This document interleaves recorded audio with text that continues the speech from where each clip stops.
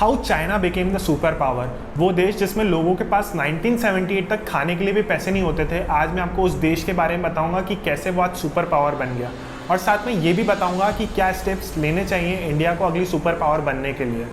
China has became the second super power of the world today. China आज दुनिया का सबसे बड़ा एक्सपोर्ट हब बन गया है। 1990 तक चाइना दुनिया को सिर्फ 3% एक्सपोर्ट करता था, that is global output value, और आज वो बढ़कर 30% से ऊपर हो गया है। 40 साल पहले चाइना और इंडिया की जीडीपी ऑलमोस्ट सेम थी।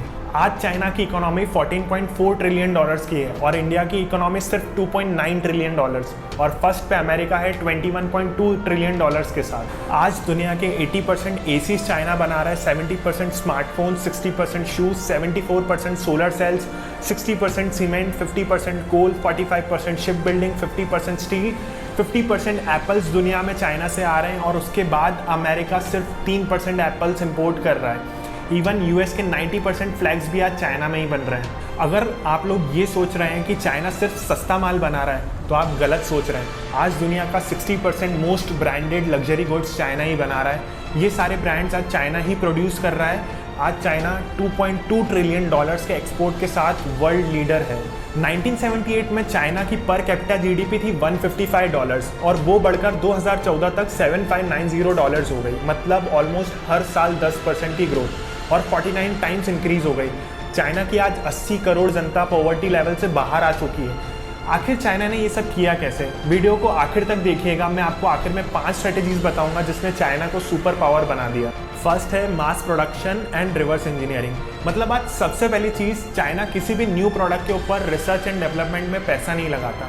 वो सिंपली देखता है कि मार्केट में क्या चल रहा है, कौन से देश में क्या चल रहा है। जैसे अमेरिका रिसर्च एंड डेवलपमेंट में अच्छा खासा पैसा लगा देता है, और चाइना सिंपली कॉपी पेस्ट करके उसको स्केल कर देता है। वो प्रोडक्ट मंगवाएगा, उसके बाद उसको खोल के देखेगा, और अब ये सोच लेगा कि ये देश इस प्रोडक्ट को 100 रुपये में बना रहा है, तो मैं 50 रुपये में बना के इन्हीं को 70 में कैसे बेच दूँ।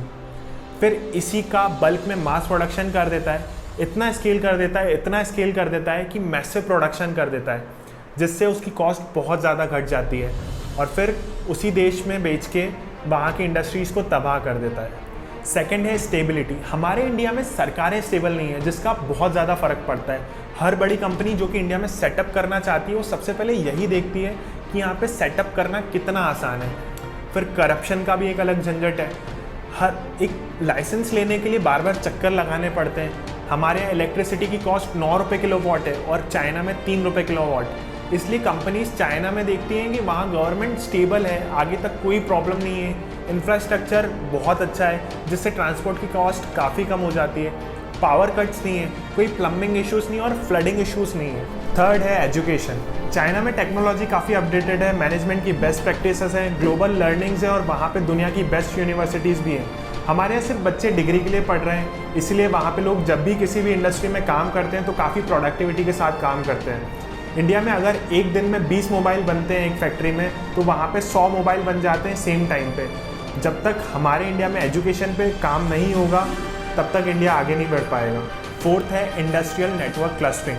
मतलब चाइना ने आज सप्लाई चेन सिटीज़ बना दी हैं। सिंपली बोलूँ तो मोबाइल बनाने के लिए पूरा एक शहर तैयार कर दिया है। जैसे अब जो ये मोबाइल डेवलप करने वाली कंपनीज़ हैं, उनको अलग अलग शहर में नहीं जाना, रैम के लिए, प्रोसेसर के लिए, डिस्प्ले के लिए, सारी चीज़ें उन्होंने एक जगह कर दी हैं। इससे आने वाली और भी बड़ी कंपनीज़ एक ही जगह आएंगी, जिससे उनका काफ़ी टाइम बच जाता है। ठीक वैसे ही हर एक सेक्टर के लिए हर एक शहर बना दिया है। सेम मॉडल इंडिया की हर स्टेट और हर सेक्टर वाइज भी अप्लाई करना चाहिए। फिफ्थ है गवर्नमेंट एंड पार्टनरशिप्स। चाइना की सरकार और कंपनीज मिलकर बहुत अच्छे से काम करती हैं। मतलब चाइना खुद की कंट्री से तो कमा ही रहा है, अब चाइना ने श्रीलंका, अफ्रीका, पाकिस्तान और नेपाल को भी कवर कर लिया है कि हमारी कंपनीज आएंगी आपके देश में और इंफ्रास्ट्रक्चर से लेकर सब कुछ बना के दे देंगी। वो इवन उनको पैसे भी लमसम उधार दे देंगी, जिससे कि वो देश चाइना के कर्ज में आ जाता है और फिर उनके पास कुछ नहीं बचता। इवन टेक्नोलॉजी के मामले में भी देख लो तो आज गूगल, यूट्यूब, फेसबुक, इंस्टाग्राम, ये सारी ऐप्स चाइना में बैन है, और इन्होंने इनकी एक अलग ही टेक्नोलॉजी बना रखी है। जैसे यूट्यूब की जगह यूखू, व्हाट्सएप की जगह वीचैट, गूगल की जगह बेदू और क्रोम की जगह यूसी ब्राउज़र। अमेज़ॉन को तो घुसने भी नहीं देते चाइना में।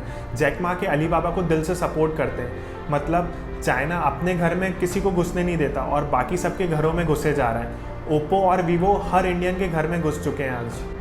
इंडिया को आगे बढ़ना है तो एक्सपोर्ट बढ़ाना पड़ेगा जल्दी और ग्लोबली रीच रखनी पड़ेगी, क्योंकि 95 बिलियन डॉलर्स का डेफिसिट है हमारे और उनके एक्सपोर्ट में। इंडिया 5 बिलियन डॉलर का एक्सपोर्ट करता है चाइना में और चाइना हमें 100 बिलियन डॉलर्स का। हम सब लोगों को धर्म जाति को छोड़कर एजुकेशन और बिजनेस पे फोकस करना पड़ेगा, इकट्ठा खड़ा होना पड़ेगा और हम लोग भी चाइना से आगे बढ़ सकते हैं फिर। और हमारी कंपनी ने भी ये इनिशिएटिव लिया है कि हम लोग small and medium business owners को सपोर्ट कर रहे हैं और टेक्नोलॉजी के थ्रू उनकी हेल्प कर रहे हैं ताकि वो ग्लोबली सेल कर पाएँ। हम हर बिज़नेस ओनर को उनकी ऑनलाइन दुकान बना के दे रहे हैं और हाँ, इसके लिए आपको कोई पैसा नहीं खर्च करना, आप अब भी कॉल कर सकते हैं। जानिए कि कैसे आप अपनी ऑनलाइन दुकान खोल सकते हैं बिना पैसे लगाए।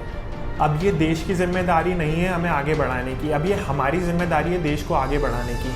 अगर आप सेम टाइप के नॉलेजेबल वीडियोस चाहते हैं तो मेरे साथ बने रहें, लाइक करें, सब्सक्राइब करें और अच्छा लगा हो तो शेयर ज़रूर कर दें। धन्यवाद।